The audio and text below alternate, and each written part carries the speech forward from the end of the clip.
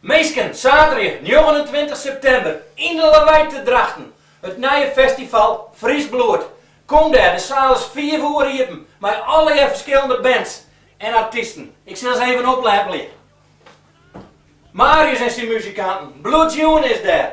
De Montana's, ja die kennen we, Mr. Wallace, Lietse prijswinnaar, Luber, Dixie Doodle, Skraal, Rococo, Punk Vrolie.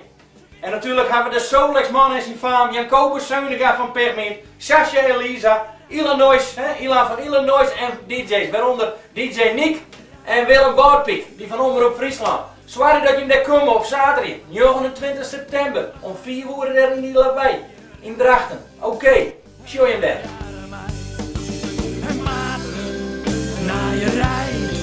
Met jaar niet weer, dus met jaar mij.